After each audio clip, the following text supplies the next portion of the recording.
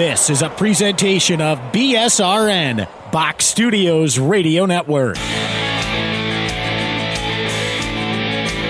The Power Play Post Show is on the air, covering minor league hockey since 2003, and now covering the Binghamton Black Bears with news, reactions, and in-depth interviews only heard here. And now from the Box Studios in Kirkwood, New York, here is your host of the Power Play Post Show, Bob Howard. And hello, everybody. Welcome to another edition of the Power Play Post Show. This is the show for February 9th, 2025. This is season 14, episode number 42, and this is episode 481 in the long-running podcast that is the Power Play Post Show. Hello, everyone. I am Bob Howard. Thank you very much for listening to the Power Play Post Show. I believe I have a Super Bowl edition episode of the Power Play Post Show, and I'm saying that just because today is the Super Bowl, and there are certainly things happening for the NFL, which is good for them. The Chiefs and the Eagles will be playing. And yes, if I sound like a bitter old Cowboys fan, I certainly am. But I'm sure that there are a lot of people who I know, respect, and like who are happy that the Eagles are in there. But if we go down football party lines like I am definitely doing, there are some people that are not happy with the Eagles being in the Super Bowl, and or some of the people have Kansas City Chiefs fatigue, so to speak, just like a lot of people did with the New England Patriots. But because of that, I have a great interview with Dan Stone, Black Bears defenseman, first time on the show. You will get to hear that, and hopefully I'll have this episode up by 3 or 3:30 p.m. today. So if you want to listen to it before the game or after the game or even during the game, if you really have no interest in watching the game itself, that is absolutely fine. The Black Bears only played one game this weekend, right? And it was on Saturday night against the HC Venom.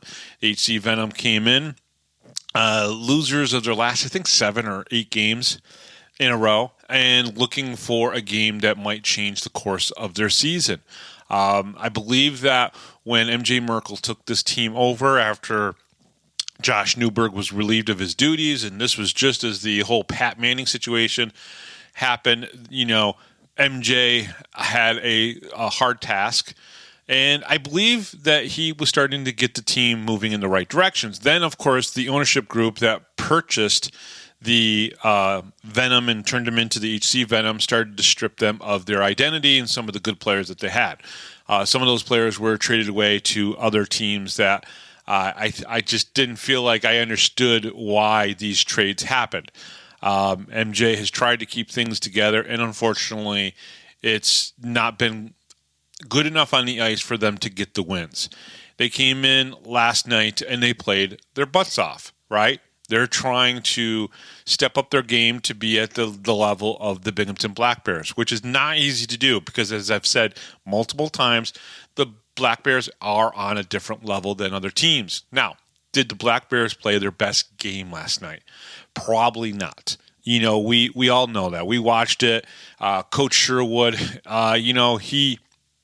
he said it felt like a loss, right? He said to him it felt like a loss because they just didn't play at their best. I do believe that the HC Venom came in, played hard, and tried to play up to the level of the Black Bears. Some people think that the Black Bears played down to the level of the HC Venom. I don't necessarily agree with that. I think the Black Bears still had good chances.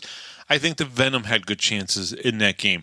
Do I believe that the Venom won battles on the ice that the Black Bears normally win? Absolutely. Do I think that, winning battles up against the boards and doing some of the small things perfectly is the key to winning games? Absolutely.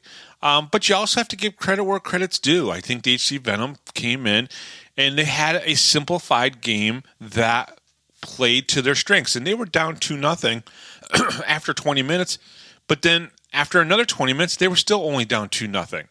And to say that you did that against the Black Bears, who are monsters when it comes to scoring goals, is pretty impressive. And, Sokolov, their goaltender, listen, he was taking shot after shot after shot. It wasn't the normal 50 to 60 shots on goal per, in a game that the Black Bears normally get.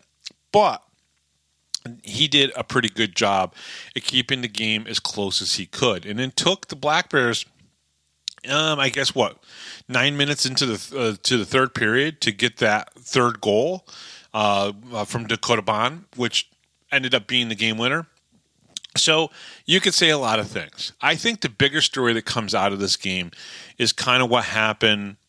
And, it probably sounded like I was going hard on MJ Merkel in my day after game report, and that's not necessarily the case, right? I do believe that he is probably doing the job of about 5 people for the Venom, and that's not right.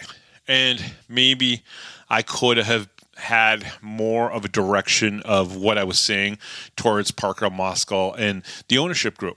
But again, sometimes simple mistakes can cause the easiest things that shouldn't have happened to happen and then create an integrity problem within the league and the team. And last night, there was an issue, obviously, with the numbers on the back of the jerseys and on the side of the jerseys. There was an issue with a player being credited a goal that wasn't even playing in the game.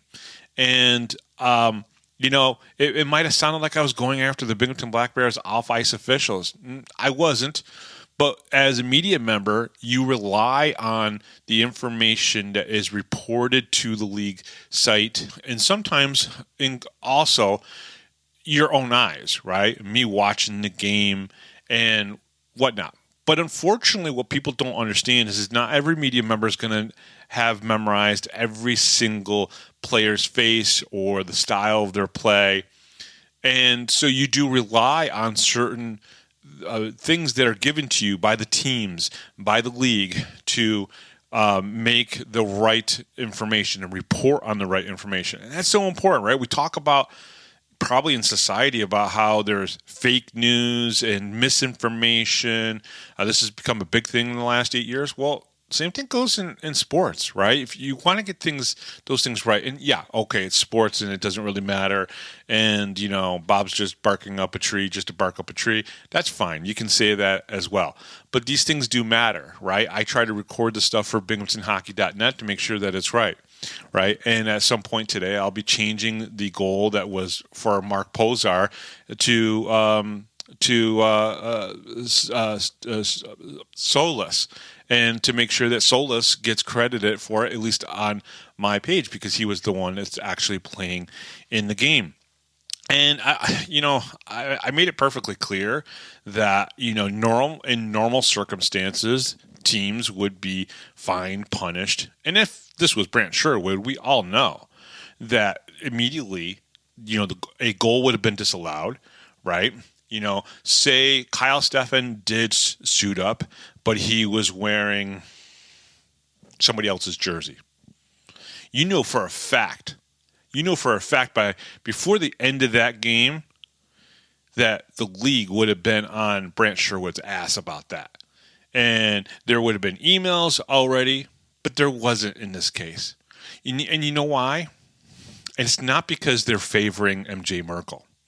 The reason why they didn't get on MJ is because MJ is literally doing the job of 5 people. And he's one person. And so you have to understand that and respect that.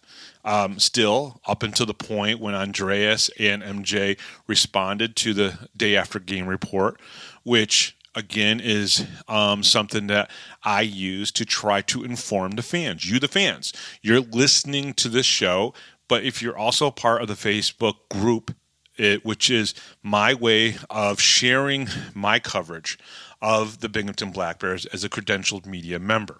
Okay, so as I stated in the fan group or in the group page, the Facebook group, I said this is not a fan page. This is a group where I specifically share my coverage of the Binghamton Black Bears as a Binghamton hockey historian, the owner of this talk show. And I just wanted to let everybody know that, because I don't let anybody just post anything that they want in that group, okay? There's only a couple of us that actually have the abilities to do so. Mon Anthony, he is allowed to post videos that he screen captures and wants to put on there, like he did yesterday for Tyson Kirkby and Embry's, Isaac Embry's fight at the end of the second period, which is absolutely fine. I've given Gary Ryan the ability to post things in there. Again, this is the Power Play Post Show is my entity. It is my way of covering Binghamton hockey and the Binghamton Black Bears. So it is what I want to have posted out there. Now, again, there are times when somebody will submit a post and I will let that go through because it's, under the guidelines of what I'm looking to have within the group. And again, you can comment all you want on any of the posts that I put out there or other people put out there. And I unless you're going after somebody, if you go after a player on the ice, you're more than likely it's going to get deleted. I'm not going to let that happen. I am more for the players than I am for anybody else. And I openly tell people that, right? Basically, my point being here is that I am going to report on the games, give you guys all the information that I can come up with, that I can, get from people to report on these games. And plus, I'm doing it based on my experience in minor pro hockey, okay? Covering the AHL for 11 years has taught me a lot of things, okay?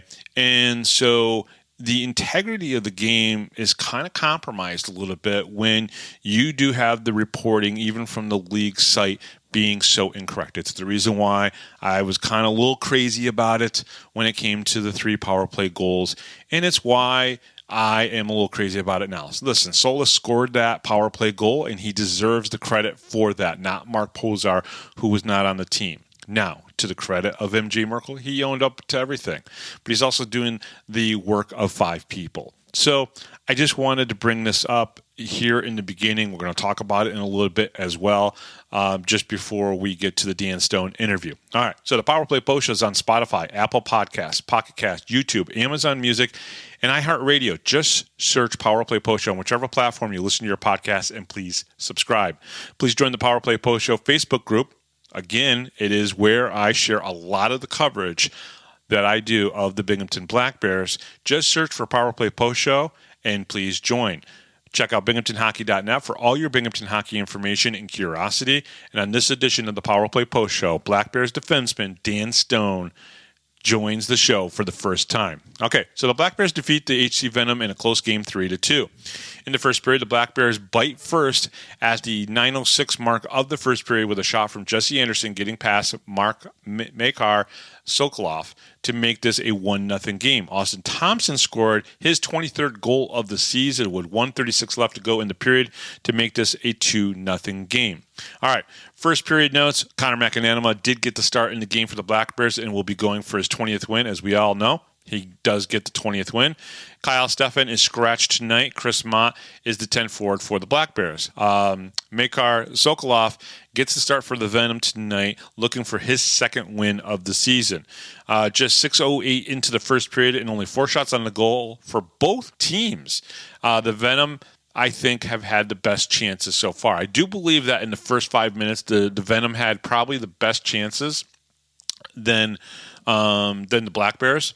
All right, you know what? I want to say this, even though they gave the goal to Jesse Anderson, which was the right call, you got to give Scott Ramakers a bunch of credit. When he gets the chance within the scoring lines, he cashes in on those opportunities. He has just really been effective. When he gets moved up to the top line or even the second line, it just really pays off. And his Face-offs are just getting better. With 9:01 left to go in the first period, with the Black Bears pressuring, the net comes off the pegs. It looked intentional from up here. Both teams are taking shots, but there are a lot of deflected shots as well, not making it to the netminders. Just 9 shots for the Black Bears and 6 for the Venom through 15:08 of the first. That's not your typical Black Bears game. It's probably one of the things that also kind of stuck with Brant Sherwood a little bit about this game, because he wasn't really happy with the performance of his team in this game. A great sequence about 3 minutes left in the period where Venom took a shot that went up in between the glass and the netting, which this doesn't usually happen that often. With Eggy making the catch, he then tossed the puck up to the fans in the stands, and there was a big applause for Eggy for that. Tomer's goal, he was perfectly positioned on the stick side and took a beautiful pass from Oliveri to score the second goal of the game. That's one of the things that I love, is that Tomer can he'll be on the goal line, but maybe a couple, strides just in front of the goal line, and it's just perfect, and he just was able to tap that thing in. Shots on goal in the first period, Binghamton 15, not bad, and then HC Venom 10, which is actually more than most teams get in one period sometimes against the Black Bears. All right, in the second period, there was no scoring in the second period, as the Black Bears and Venom both had chances, but neither could convert. Through 10:25 of the middle period, with both the Venom and the Black Bears had sustained pressure in front of Seamack and Sokolov, but both teams could only generate 11 shots on goal between the two teams. Through this time period, the Venom may have had the better chances. Again, I think their quality grade A chances were there, and the Black Bears necessarily weren't. First penalty of the game came at the 12:04 mark of the middle frame. A hooking assessed to Venom's Lester Brown. The Black Bears did not convert on the power play. Not much to write about the second period. It was not the most exciting period. The Black Bears did get a commanding lead in shots on goal, matching their first period shots. I don't think they were the best quality shots. Like, they weren't like ones that you're like, oh my God, Sokolov had to make these great saves. It really wasn't. At the end of the period, with the scrum against the boards, it led to a Tyson Kirkby fight with Isaac Embry. Both threw some pretty solid punches. Tyson got a clean win on that one, but Embry definitely landed a few punches on Tyson. Now, I heard something that apparently Embry apologized. I guess Ben, who was down in the penalty box, said that Embry, when they came back out for the third period to sit for their 5 minutes, Embry said to Tyson, "Hey, sorry, I slapped you." I'm not really sure what that meant, but it sounds kind of funny. Shots on goal, Binghamton 15, HC Venom 6, totals Binghamton 30. And I would say 3 or 4 of those shots on goal for the Venom were quality shots, okay? So that's the important thing there. They may not have had many shots. Again, a lot of shots were not getting to the goaltenders. In the third period, just 2:22 into the third period, Dakota Bond took a shot just past the blue line to score the Black Bears' third goal, making this a 3-0 game. All right, so Black Bears at this point were kind of still in charge. Even if they weren't having their best game, they were still in charge at this point. Then it gets a little dicey because Tyson and Austin Thompson do get into a little bit of penalty trouble, right? I mean, the hooking call wasn't a bad call. I mean, it is what it is, right? But with Tyson Kirkby in the box for hooking, the Venom scored their first goal of the game, 7:41 into the third period on a power play off the stick of, well, here's the problem here. It was soilless, but it was credited to Mark Pozar, who wasn't even playing in the game. With the Venom continuing to pressuring deep in the third period, Luke Richards scored the Venom's second goal, making this a 1-goal game in which the Black Bears did win, winning their 11th in a row. In the third period notes, Dakota has been on fire lately, scoring for the Black Bears, I think cementing himself with another possible Defenseman of the Year award possibility. Bond has scored a goal in his last 3 games and 5 in his last 7. Black Bears got a little sloppy in the third with Tyson's hooking call and Austin Thompson getting tagged with a double minor for high sticking. This led to power play goal for Poser, which was really soulless. This was not the best finish for the Black Bears. They led a team not on their level back into it with a couple penalties and just not able to control the pace of the game. I can tell you firsthand, Coach Sherwood was not happy with this game and how it ended, even with the win. There will be some work happening on Tuesday when the Black Bears get back to practice. Connor McAnanimal won his 20th game of the season. Great for him. Black Bears extend their win streak to 11. No power play goals for the Black Bears though there was only one chance for them. There was only 5 penalties in the whole game, including the 2 fighting majors for Embry and Kirkby. Shots on goal, Binghamton 10. HC Venom had 11 in the third period. Totals Binghamton 40 and HC Venom 27. Coach's thoughts after the game. I did speak with Coach, and this was his thoughts. If you read the day after game report, I put this right at the top. He goes, I thought our first line showed up, especially Kirkby. After the fight, the team came up with a little bit more jam. Overall, it felt like a loss, and we simply did not execute well. We tried to make too many cute plays instead of making the simple plays. A player would be 5 feet ahead, and we tried for the home run play. We'll get back to work on Tuesday. It's a great wake-up call for the group. So, without a doubt, I mean, everybody wants to win, and Coach Sherwood obviously wants to win, and he wants to win especially when the guys are doing all the things the right way, keeping it simple and playing the fundamentals. So, without a doubt, Coach thinks that the team can just do better. So more thoughts on the Venom's roster mishap. According to Andreas Johansson and MJ Merkel himself, this was an error on the roster card that was turned into the off-ice officials. It was a mistake. Mark Poser did not play in the game, and Stavros Solis actually scored the goal, but was wearing number 29, which is Poser's normal number. Andreas elaborated on the Power Play Post Show Facebook group. And so these are kind of quotes from Andreas. On the HC lineup sheet, you will notice what I think is a simple mistake by MJ or whoever prepared the card. That'll explain it. I think what they meant to do was to scratch out the number 27 next to Solis's name and write in 29, and then scratch Posar's name and number completely, as he was not in the lineup. See what Brandt did for Stefan on our sheet, which is on the Facebook group. By accident, instead, Posar's number was blacked out and 29 was written in, which was also the number that got scratched out by accident, which Solis still shows as 27. You can also see on the left margin, Posar did not have a check mark next to his name, meaning he was not in the lineup. Usually what happens is an off-ice official shows up at the door asking for the card. This is all normal. This is all the stuff that I knew from basically how the AHL did it back in the day.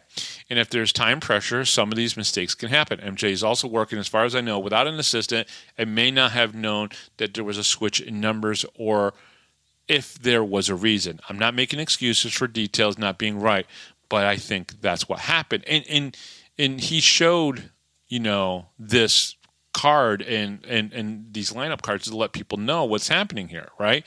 And you can actually see in here the changes in the numbers, right? So Tim Hanlon was wearing, I believe, number 9 instead of 19. I believe that's what that's trying to say. And then Mark Posar has a 29 written next to what his number would be. And he's not scratched out, but the number 29, which is scratched out. And then you have 27, Stavros Solis, checkmarked with a 27 on it. So it's a mistake. It's basically a mistake, but unfortunately, something like that should have been caught and should have been corrected before the end of the game and or by time the game sheet was finalized, right? Because realistically, what you're saying is that Mark Posler is not going to get credit for a goal that he wasn't even on the ice for. It's still an illegal lineup card. There are actually rules in place in the rule book about this. to make sure that people aren't doing something nefarious. And I don't think MJ Merkel was, but, it can be corrected, and it should have been corrected. Because, again, there are people who are going to report on it, right? How was it reported down in Poughkeepsie? Was it reported in Poughkeepsie who scored the goals for the Venom? And did they get that right? And I know that Brooks Hill had the information, and he had it right, but unfortunately, that was not conveyed to me. So I did not have that right. It makes me look bad. It makes the league look bad. It makes everybody look bad. Dan Weber's excellent defensive play Saturday night should not be overlooked. What Dan Weber did, there was a few plays where he used his stick so very well, just poking the puck out of the way of the Venom when they had control of the puck. And I probably saw it at least 3 times, and it might have been more times than that he did that. So I want to give props to Dan Weber for his defensive play. C-Mac earned his 20th win. I mean, what can we say about C-Mac and everything that he's done so far this year? And he has just been a great player for the Black Bears, a great goaltender. And it's so funny too, because I remember saying, in the first year, the goaltending and the defense is probably the thing that this league can improve on the most, and it's the thing that they've improved on probably the most. Better goaltenders, better defensemen across the league, and the nice thing for C-Mac, this is now his career high in wins for a season with 20. Last year he had 19. He's got 39 on the season. He'll get his 40th win the next game he plays. I'm assuming he'll play one of the games next week against the HC Venom and could potentially get his 40th career win, which is pretty awesome for him. And when we look up and down, I mean, he's improved his numbers across the board from last year to this year. Goals against average and save percentage all getting better. So from last season, and listen, gave up 2 goals last night. I can't say that they weren't bad shots. Those were really good shots. They're very tough goals, and I think in some cases, when a goaltender is expecting his teammates to get certain things done in front of him, and they normally do on the Black Bears for a good portion of the time, you could always be a little bit more ready, right? I guess, if there's anything to critique there. But I'll tell you what, in the first 30 or 40 minutes of this game, if you watched C-Mac make certain saves, he was quick, fast, and just like powerful with some of his blocking of the shots and positioning where the puck was going to go. That is a very important thing. Like, if you're not going to stop a puck by catching it or covering it up, sometimes where you send that puck after a shot has come in and you're deflecting it to a certain part of the ice, Connor C-Mac did that in a very particular way last night, and very well, and very powerful. In other words, very quick to make the decision of where he was going to send that puck. And I think it's probably one of the things that he's grown into the most over the last 2 years. And it's very impressive to see. So I just wanted to throw that out there a little bit. Again, I just want to say, I think it's a shame that MJ Merkel has had to go through what he's had to go through this year as a first-time head coach, not getting the help that he needs. And, but MJ, if you listen to this, you owned up to the situation. You didn't keep us in the dark about what really happened, about the mistake or what have you, okay? And that deserves a lot of respect and a lot of kudos. So I just wanted to throw that back out there one more time. But hey, coming up, guys, right now on the Power Play Post Show, we have what I feel is going to be a really fun interview for you guys. It is Dan Stone, defenseman. Last year he was a part of the I don't know, I think it was the all-rookie defenseman team. So that's pretty cool. He is, a man of very few words, but he did a great job in this interview. And I'm very happy for you guys to be able to get to hear this, and I'm glad I was able to bring this to you. I hope whatever team you're rooting for wins or doesn't win, I don't really know, because I'm really not happy with the Super Bowl this year. But that's okay. That's for me to live in my own little bile when it comes to that. Either way, folks, enjoy the interview with Dan Stone, and we'll be back right after this, right here on the Power Play Post Show. Hi, this is Don Biggs from the 92-93 Binghamton Rangers. Hi, this is Brandon Buczynski. This is Grady Wittenberg, the voice of the Binghamton Senators, and you're listening to the Power Play Post Show.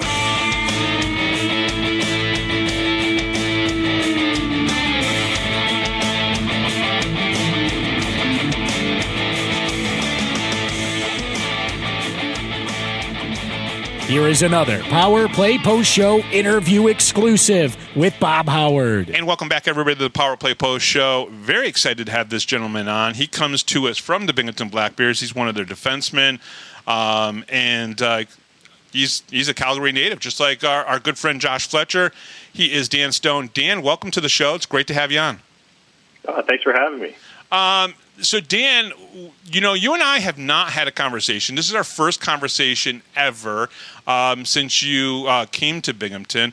Tell me a little bit about how you got here. We know that there's this special pipeline between Brant Sherwood and Adrian College, but really, how did it come to fruition for you to get to Binghamton?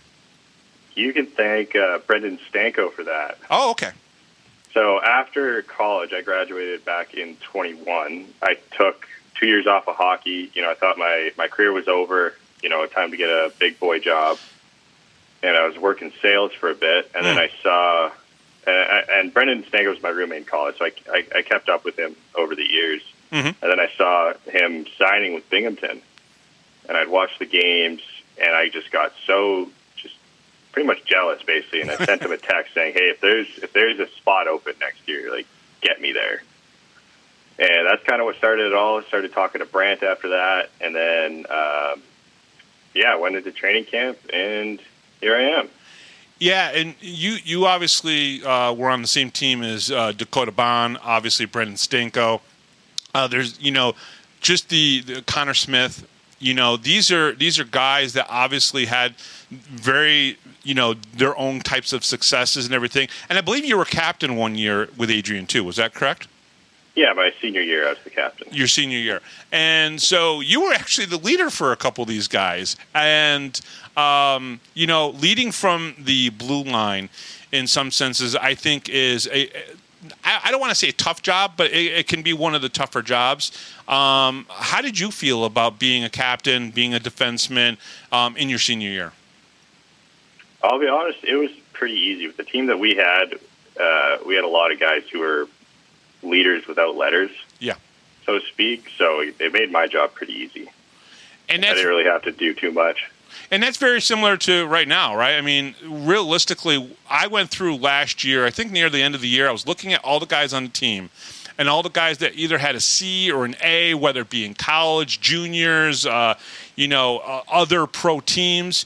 It's pretty impressive the amount of leaders that are on this team. Is that one of the reasons why you think that maybe you guys are so cohesive? Because a lot of times leaders in hockey, they're not the cockiest. They're not the Mr. Know-it-alls. They're the guys that can just communicate sometimes the best. And if you have a bunch of good communicators, you usually have a bunch of good listeners as well.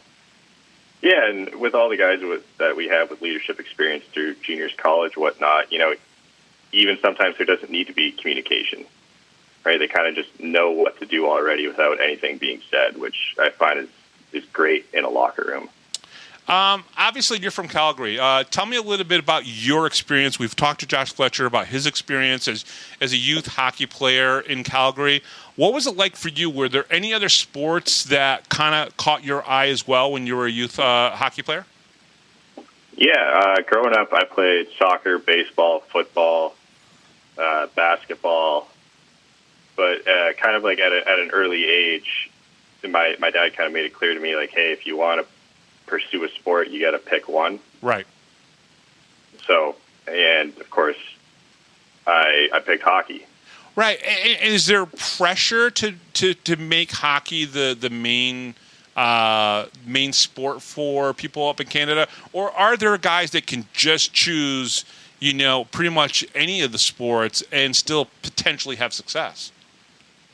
Of course, hockey is like the most popular, so there is some pressure to join hockey. But, I had a lot of friends growing up who were basketball players or football players only and that never stepped foot on the ice. Yeah, no, absolutely. And you said you played basketball. What was the earliest age you could dunk? I can't. You can't. You know what? I'm 6 foot. I still couldn't dunk either. I tried multiple times, but still wasn't able to dunk. Okay, well, we'll bypass the dunking stories then because neither one of us can do it. And for you, was it more travel hockey, or was it stuff that you could be close to home and play in youth hockey? Say that again one more time. Sorry. Was it more travel hockey for you when you were a youth hockey player, or was there a lot more closer to home type of leagues that you could be a part of? Well, the way it works, like in Canada, is there's one midget league, or I guess now it's U18 AAA. There's one U18 AAA, one U15 AAA, and that starts and Venom as well. So like Pee-wees and lower, it's all within Calgary. Once you get to that age, it's only travel hockey. Yeah. So you're going across mostly just Alberta, and there's the odd tournaments out in BC and other places as well. Yeah, and how important are the parents in that case? Because they're probably busing you to all those places, correct? Oh my God! The moment I got my driver's license at 16, my mom said, "Thank God, I hate watching hockey." Really? Oh, so your mom is not, your typical Canadian hockey fan? Well, she likes watching my hockey, but the rinks in Alberta are pretty cold, so she didn't really like that. No, I completely understand that. You guys have practiced, I believe, in Shenango Bridge at the old Polar Ice Cap, which I think they call it the Shenango Ice Rink now, or something to that effect. That's a pretty cool place, too. Did that rival some of the rinks up in Calgary? There's definitely some similar rinks. It wasn't too cold in that rink. You didn't think so? Oh, well, okay, you're from Calgary. No. What the hell am I talking about? Because it's probably pretty cold up there. You and I already talked about how the winters are completely different. Yeah, if you want to know a cold rink, go to the Bicycle Ice Arena at 6 a.m. That's a cold rink. Okay, awesome. What got you to Adrian College? How did they scout you, or was it more of you went and scouted them? It was kind of the similar story to Binghamton. I knew a player on the Adrian team. I grew up playing with him my whole life. He's a year older, so he went to Adrian first. And then he told our coach, Gary Stalis, about me, and then that got me to Adrian as well. Were you surprised in how good the program was in Adrian?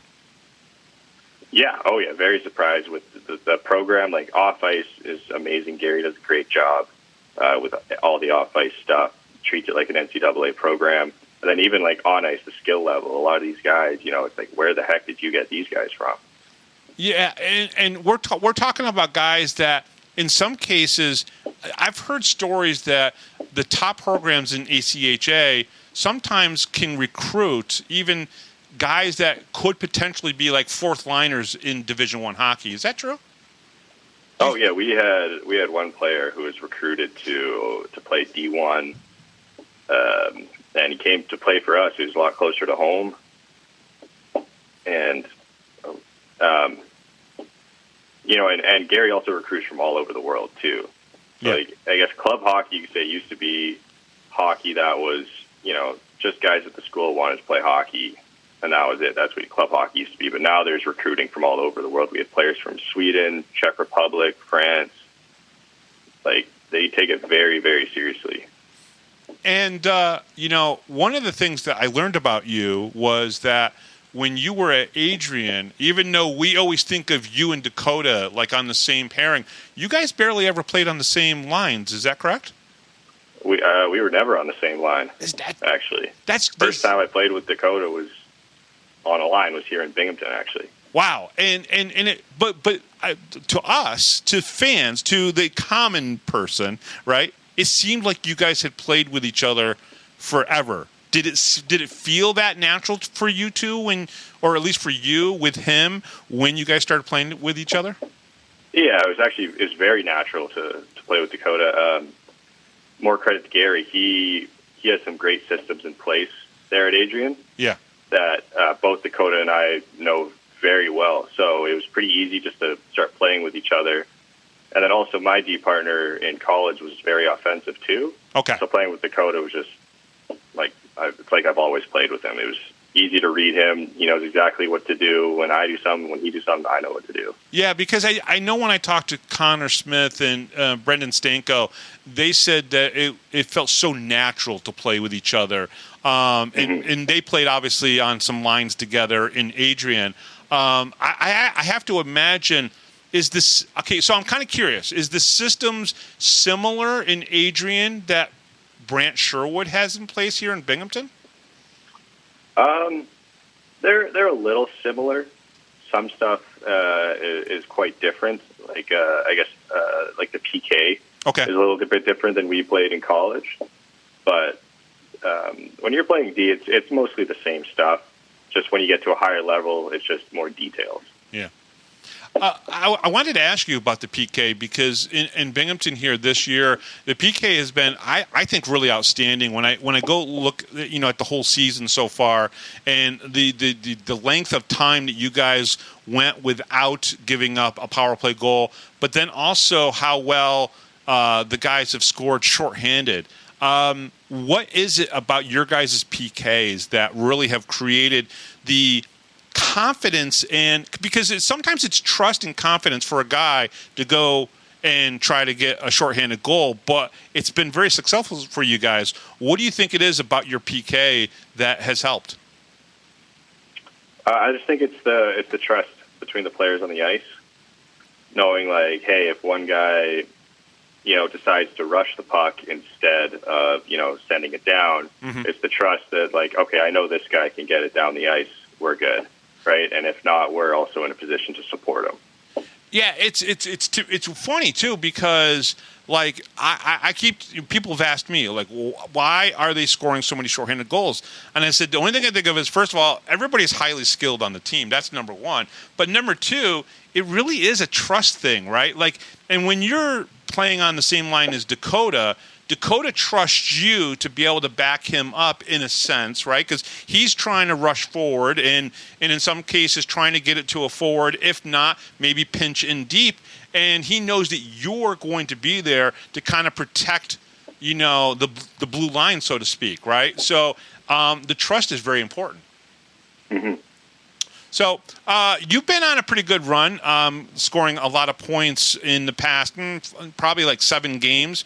What's been clicking for you to be able to, number one, get the puck to somebody that scores, but at the same time even picking up a couple tallies yourself? I just think that's the competitive factor that we have on this team.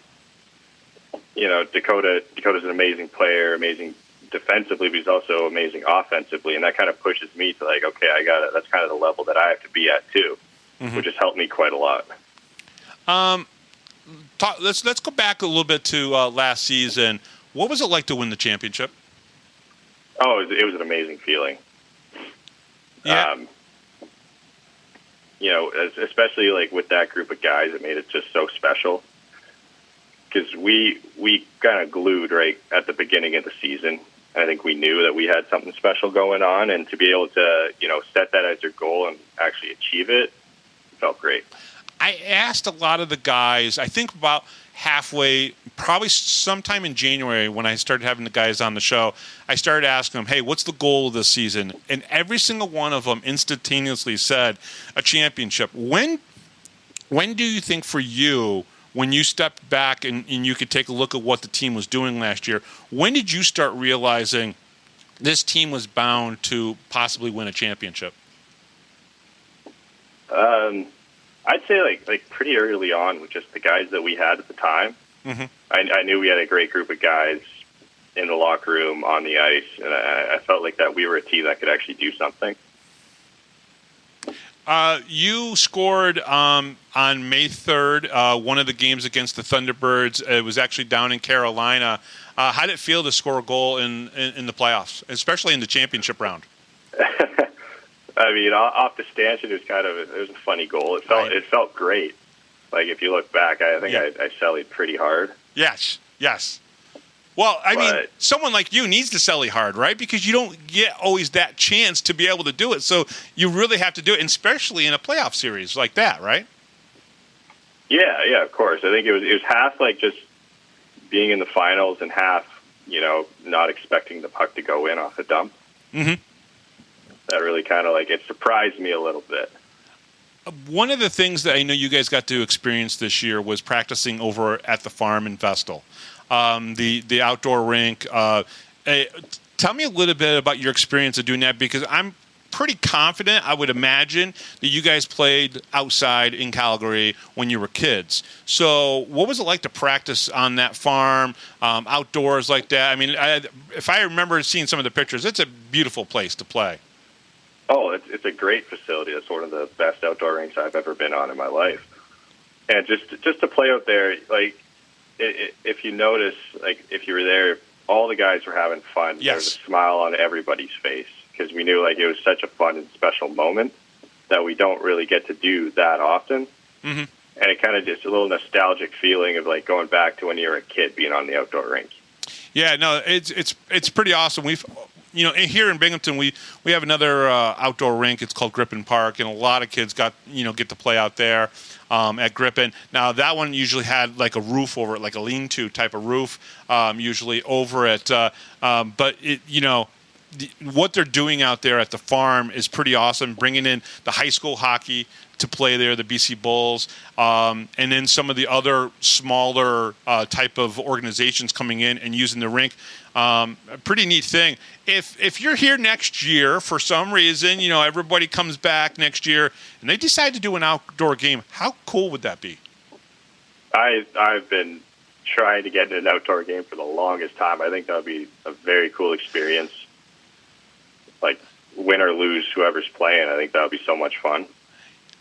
Yeah, I think it had to be against the Wolves, right? Watertown Wolves. It just would make sense. It's got to be a rivalry game for sure. Yes, them or Danbury. What is your take on the Danbury rivalry?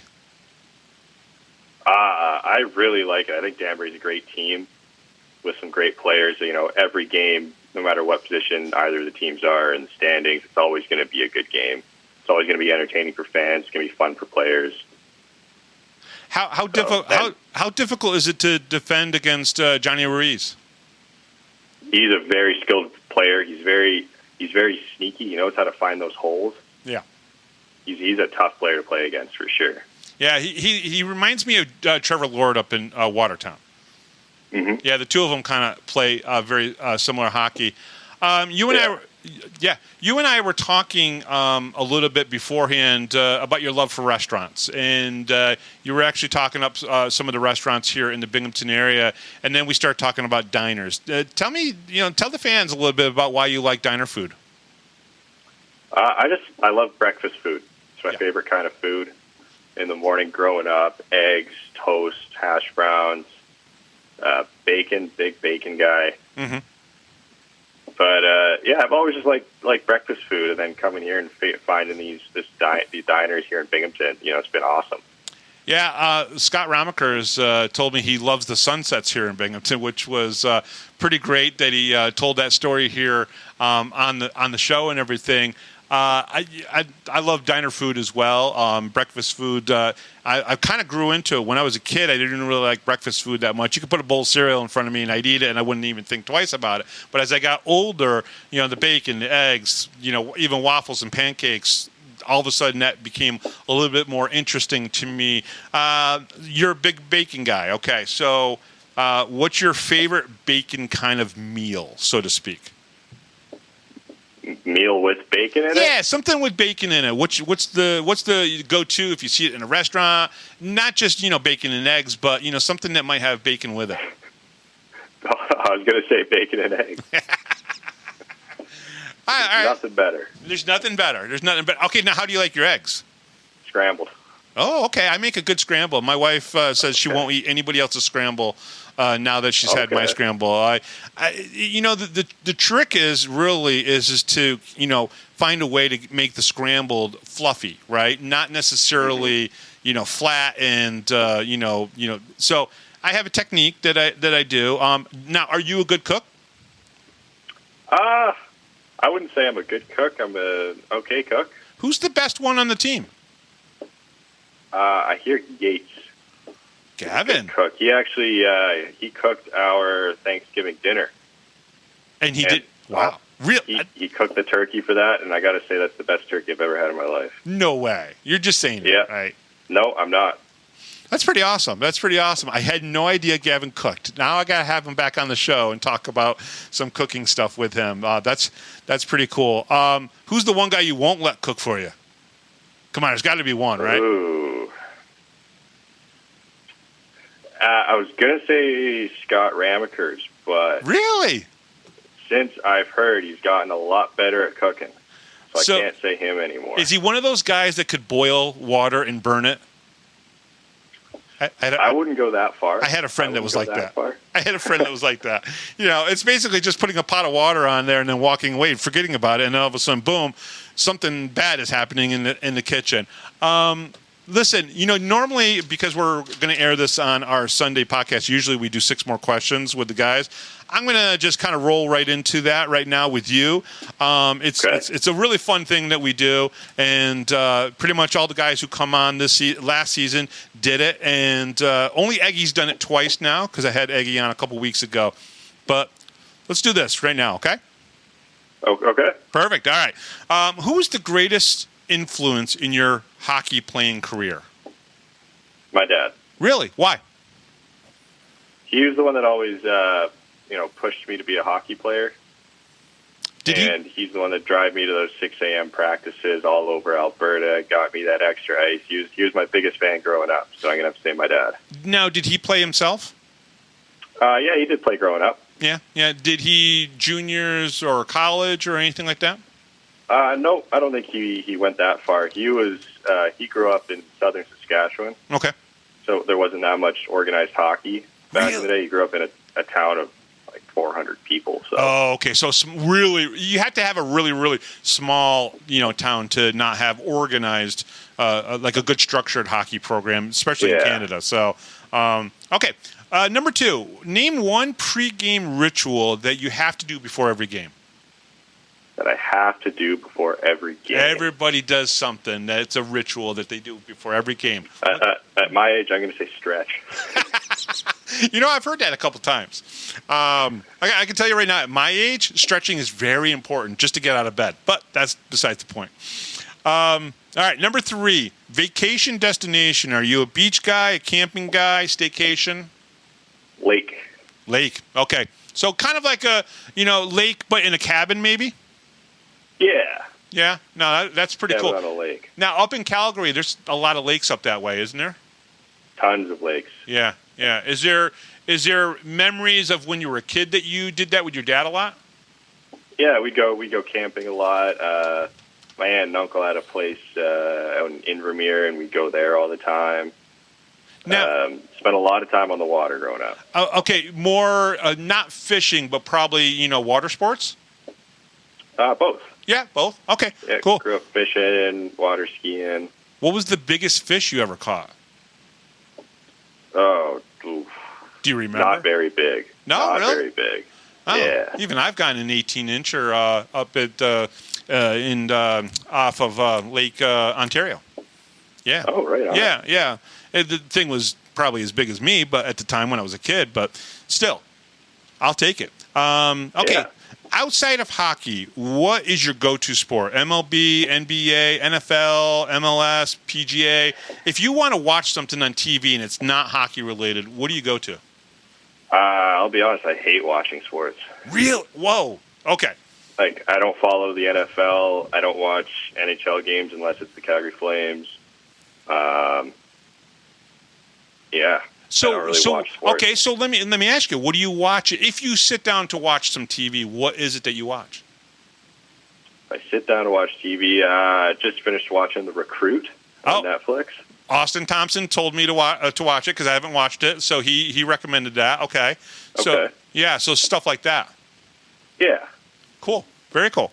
Very cool. All right. If you were picking a movie, all right, not that you watch much TV, but if you were picking a movie, would it be a comedy, a drama, sci-fi, romantic, horror, action film?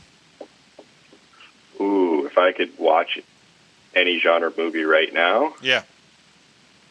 I'll go with, I like rom-coms. Really? Okay, you're the second person to answer rom-coms. You got a favorite one? Most recently, The Proposal. That was a good one. Okay. I like Ryan Reynolds. Yeah, no, Ryan Reynolds, he's entertaining. All right. Number 6, and this is the one that's the only carryover from last year. A zombie apocalypse has broken out, and you're trapped in a hockey arena. Who is the one person, dead or alive, fictional or non-fictional, that you would like to have in the arena with you? My D partner, Dakota Bond. Really? Okay. So why Dakota? He'd be a lot of fun, I think. Yeah. Do you think he could kill zombies pretty good too if they started making it inside? Oh yeah. Yeah. Oh yeah. Gotcha. Michigan boy, hunting stuff like that. I think Dakota could do it. Yeah. I would say either him or even Josh Fletcher would be pretty good. I mean, he drops the gloves and everything. So, have you dropped the gloves yet for the Black Bears? Not this year, no. I had one fight last year in Danbury. And who was it against? Do you remember? Oh, I don't remember. Did you win? Depends who you ask. I never won a fight on the ice, so I'll be honest with you. I'll say it was a tie. I think I got him more times, but he gave me a solid one right to my nose. So. Gotcha. See, if someone hit me in the nose, my nose wouldn't get any uglier than it is. So it's like, if you're going to hit me anywhere, hit me there. Dan, talk a little bit about what you guys really are hoping for the next 20 games. You guys got 20 games left. You got the next 3 are against the HC Venom. I know you guys have handled them pretty good so far this year. You guys are 5-0 against the HC Venom. But what are you guys expecting over these next 20 games? To win. I guess that's the simple answer. There's some, after coming off a season of winning the championship, there's certain expectations for the team. All right, and it's a whole new season. Our expectations are to win again. How hard is it to be? I'm trying to put this the easiest way. How hard is it to repeat? How hard is it to have the drive to want to go and win again? Because that is one of the hardest things I've been told, either from the AHL players that I've interviewed and some of the NHL guys that I've talked to. Winning a second time is very difficult. I mean, winning just one time is very difficult, but the drive to get through another season to win again, how hard is that? It's definitely difficult. You got to really kind of focus your attitude because it's a whole new season, whole new teams. There's new players in the league. Teams get better. You really have to mentally prepare yourself and kind of tell yourself hey, this is a new season. We're not the champs anymore. We got to go do it again. Yeah, and the expectation for you guys in the locker room is that you're going to go to the finals again. Yeah, and kind of I'm not really thinking about that. Yeah, I'm not thinking about it in that kind of sense. I'm kind of thinking it's a whole new season here. And kind of putting the championship behind me. Yeah. No, it's totally understandable. For you, the banner raising ceremony. Now, did you get a title in Adrian? I think you did, right?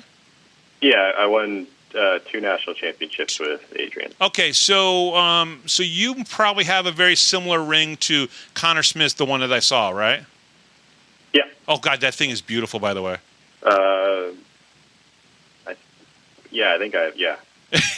Well, I'm just saying the one that I saw at the banner raising ceremony, because Connor was obviously there, and I went up and I said hello, he showed me the 2 rings, and I was, the Black Bears one, and of course the Adrian College one that he was wearing, and I was like, man, those are gorgeous. The Adrian ring is beautiful. Yeah, oh yeah. Was it the gold one? Yes, it was the gold one. Oh that I yeah, saw. that's a real nice one. Yeah, so very cool. So have you ever put all three of them on at the same time? I have. You have. Oh, that's kind of the first thing you got to do when you get the rings in the mail. Yeah, no, that's absolutely true. Now, have any of the guys on the team seen your Adrian rings at all? Do you have them with you in town? Yeah, oh yeah, I have them with me. That's very cool. Yeah, they've seen the rings. A few of them have, at least, yeah. Dan, before I let you go, let's talk a little bit about Binghamton and this fan base. At some games, you guys get almost 5,000 fans in the arena. I know Adrian had a big following as well, but has it been easier to play, hockey at this level, knowing that you guys have such a strong fan base that are behind you, help you guys out, cheer you guys on as much as they have been? Talk to me a little bit about the relationship with the fans for you guys. Oh, the fans are amazing. The fan base, it's a very strong fan base, very supportive fan base, and there's just so many. I've met so many just amazing people, among our fans. I talk to them like every day, and they're just such good people. I was very blown away. I didn't really know what to expect coming in, but yeah. They treat players amazing, bring them in with open arms. Were you surprised the first night that maybe you were on the ice in the first season where it was a sellout and you were looking around going, "Holy crap, they filled this barn up"? Yeah, no, that was awesome.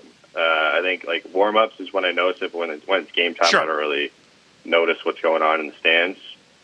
No. But yeah, warm-ups, skating around. I remember that was a great feeling. No, absolutely.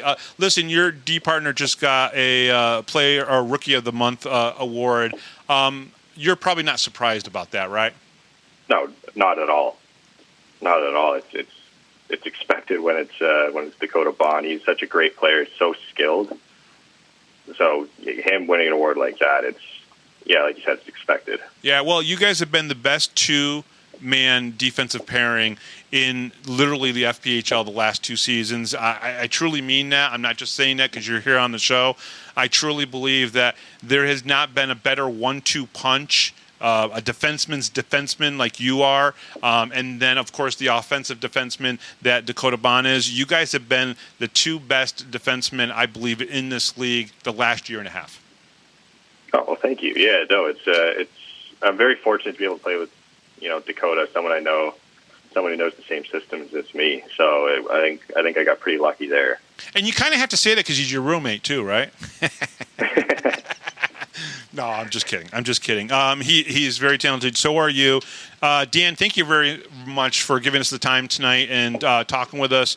I know the fans, I put out there a little post basically saying, hey, I've got a guy who hasn't been on the show before yet. Guess who?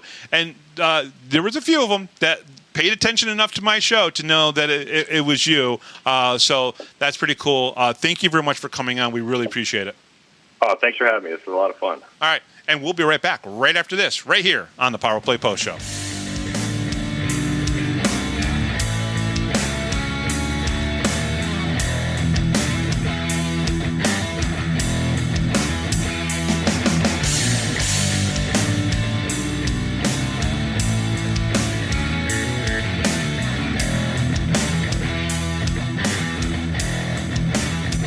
If you're a Binghamton hockey fan, then you need to check out binghamtonhockey.net for all your news, stats, information, the Binghamton Hockey Hall of Fame, top 10 lists, profiles, and so much more. That's binghamtonhockey.net.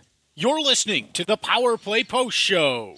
And welcome back, everybody, to the Power Play Post Show. I just want to leave you guys with this. 2 more games this upcoming weekend, Friday and Saturday against the HC Venom. They will both be at the Visions Veterans Memorial Arena in Binghamton, New York. So 2 more home games for the Black Bears against the Venom. We'll see if the Venom can break through and get a win, or if the Black Bears will extend their win streak to 12 on Friday and possibly even 13 on Saturday. It all depends on how both teams play, and obviously they got to settle those kind of things on the ice. We can't just look at records. We can't just look at winning streaks and losing streaks and determine who's going to win the game. They actually have to play those games on the ice. That's why Saturday's game was a wake-up call maybe for Brant Sherwood, that maybe the team was not prepared enough. I'm not sure, but him just not being as happy about the game definitely says a lot, okay? Because they have won 11 in a row.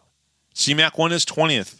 There are some good things about the game. Dan Weber's play, I thought, was very good as well. And, Kirkby's fight was awesome. Let's be honest. I mean, we as hockey fans, especially if you're a hockey fan about the same age as I, and you go back into the early days of the 80s, and you remember some of those games. Like, I was 10 years old in 82, right? So remembering some of those games and seeing how the Rangers played, and even some of the Iceman games. Some of the fights that we saw were pretty heavy-duty fights.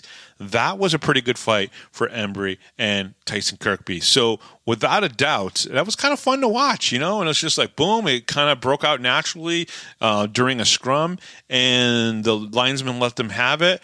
I still say Tyson got the win, but Embry still got a couple good shots on Tyson as well. And if it's true that he said, that Embry apologized for slapping him, which is kind of funny, it's still, again, fun entertainment that I think both guys were willing combatants, and why not? Okay. The Power Play Post is on Spotify, Apple Podcasts, Pocket Cast, YouTube, Amazon Music, and iHeartRadio. Just search Power Play Post Show on whichever platform you listen to your podcast, and please subscribe. Please join the Power Play Post Show Facebook group. Just go to Facebook and search for Power Play Post Show. Check out BinghamtonHockey.net for all your Binghamton hockey information and curiosity. Don't forget, this upcoming weekend, 2 games against the HC Venom, Friday and Saturday night at the arena. Thank you to Rob Lapoulos, our MC, and John Petitucci, our musical director, and Black Bears defenseman Dan Stone. Folks, I am Bob Howard. Thank you very much for listening. We'll talk to you this upcoming Thursday right here on the Power Play Post Show.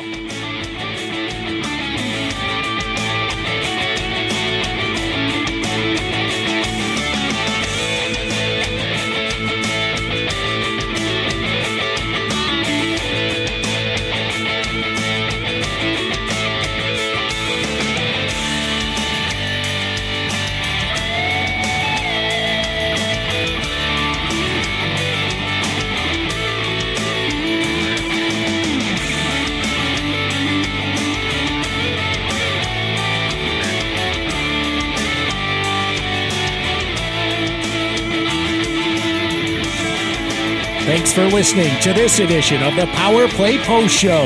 Be sure to tune in next week to the Box Studios Radio Network for all the latest Black Bears news and interviews from around minor league hockey. The Power Play Post Show would like to thank John Petitucci for all the music you hear on the show. You've been listening to the Power Play Post Show.